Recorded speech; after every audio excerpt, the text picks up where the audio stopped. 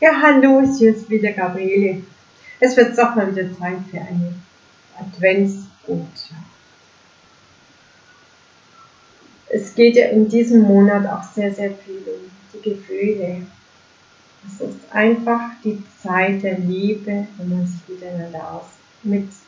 miteinander beschäftigt, im familiären Bereich oder mit sich selber.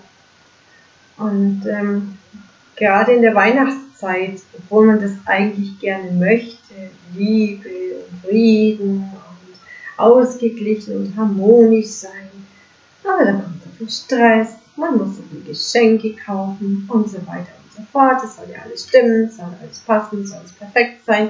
Man hat alles und an alles gedacht, nur sehr wenig Zeit.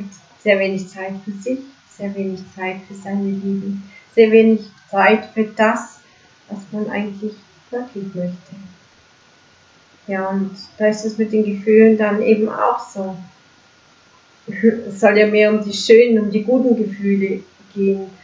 Erstaunlicherweise kommen gerade Weihnachten Gefühle hoch, die nicht so schön sind, nicht so populär, nicht so beliebt. Aber ich finde, gerade das sind die schönen Gefühle. Denn das sind die Gefühle, die das Wahre zeigen, das, was in dir ist, das, was eine Chance verdient, angeschaut zu werden. Hey, das gereinigt werden möchte, das von dir liebevoll angenommen werden möchte, das und das ist doch total wichtig. Und so, wenn du das tust, dann wirst du Frieden finden, dann kannst du dich lieben und annehmen, weil du ein Stück weit an dir schon wieder erkannt hast. Hey, du musst nicht perfekt sein und diese Gefühle dürfen auch sein.